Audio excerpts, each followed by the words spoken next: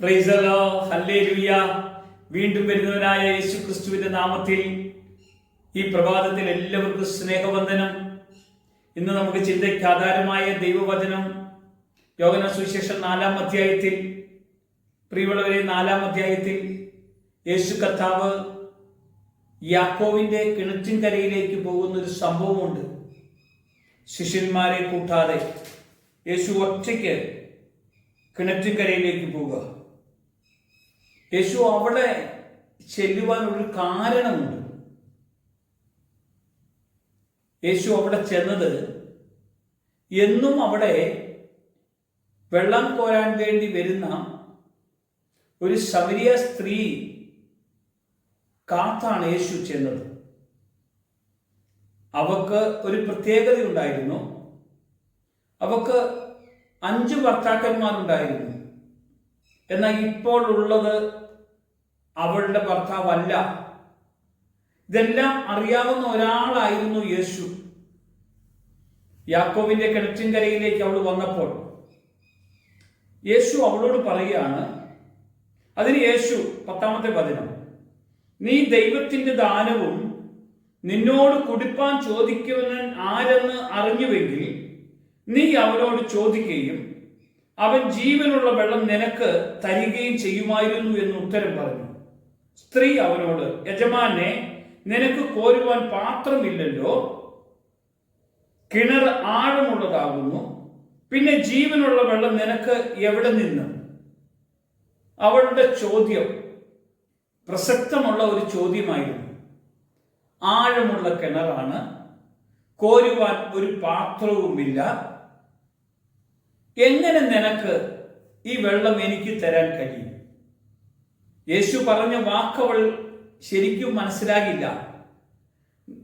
നീ ദൈവത്തിന്റെ ദാനവും നിന്നോട് കുടിപ്പാൻ ചോദിച്ചവൻ ആരെന്നും അറിഞ്ഞുവെങ്കിൽ നീ അവനോട് ചോദിക്കുകയും അവൻ ജീവനുള്ള വെള്ളം നിനക്ക് തരികയും ചെയ്യുമായിരുന്നു. ആദ്യം അറിയേണ്ടത് അവൾ അറിഞ്ഞില്ല. അവൾ അങ്ങോട്ട് ചോദിക്കുക ചെയ്തത്. എന്നിട്ട് വീണ്ടും താഴോട്ട് നമുക്ക് കാണാം, യേശു അവളോട്, ഈ വെള്ളം കുടിക്കുന്നവനെല്ലാം പിന്നെയും ദാഹിക്കും. ഏത്? ഈ സ്ത്രീ കോരി കൊണ്ടുപോകുന്ന വെള്ളം കുടിച്ചാൽ വീണ്ടും ദാഹിക്കും. യേശു പറഞ്ഞു, പിന്നെയും ദാഹിക്കുന്നു. ഞാൻ കൊടുക്കുന്ന വെള്ളം കുടിക്കുന്നവനോ ഒരു നാളും ദാഹിക്കുകയില്ല.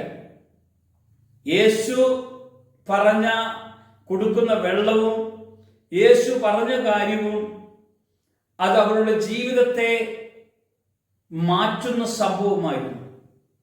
അവൾ ലോകത്തിന്റെ അവസ്ഥയെ ജീവിച്ച് പാപത്തിൻ്റെതായ മേഖലയിൽ നിന്ന് കടന്നു വന്നവൾ.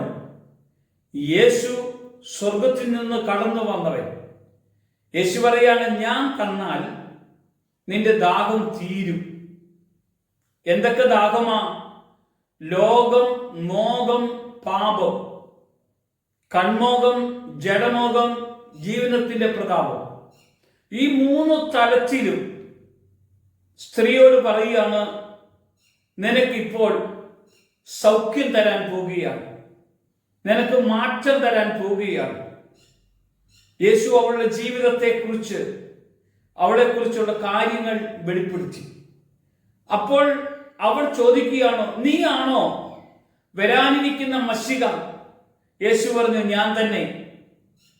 കണ്ട് അവൾ വിശ്വസിക്കാനും അവളുടെ ഈ ലോകത്തിന്റെ ദാഹം തീരുവാനും യേശുവിനെ രക്ഷിതാവും നാഥനുമായി ഏറ്റെടുക്കുവാനും അവൾ ഇടയായപ്പോൾ അവൾ യേശുവിന്റെ അടുക്കൽ നിന്ന് മടങ്ങിപ്പോയത് വീട്ടിലേക്കല്ല, പ്രിയമുള്ളവരെ, പട്ടണത്തിലേക്കാണ് ചെന്നത്. അവൾ പട്ടണത്തിലേക്ക് ചെന്നത് യേശുവിനെ കുറിച്ച് പറയാനായിരുന്നു. ഞാൻ കണ്ടു വരാനിരിക്കുന്ന മശിഹയായ യേശുവിനെ, നിങ്ങളും വന്ന് അവനെ കാണുവിൻ.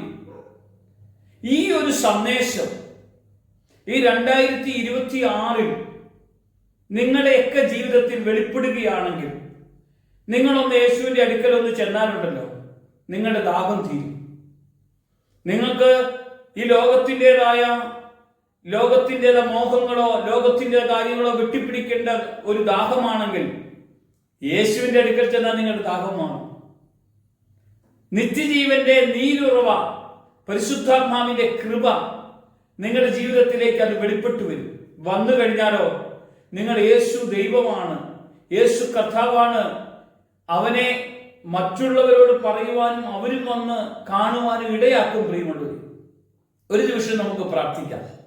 നിങ്ങളുടെയൊക്കെ ജീവിതത്തിൽ ഈ ദാഹമൊക്കെ ഒന്ന് മാറി സ്വർഗീയ കൃപയെ പ്രാപിക്കാൻ ഇന്ന് ദൈവം അനുവദിക്കുകയാണെങ്കിൽ നിങ്ങൾ ഇന്നു മുതൽ യേശുവിനോട് കൂടെ ജീവിക്കണം. നിങ്ങൾ പ്രാർത്ഥിക്കണം, ദൈവത്തെ മഹത്വപ്പെടുത്തണം.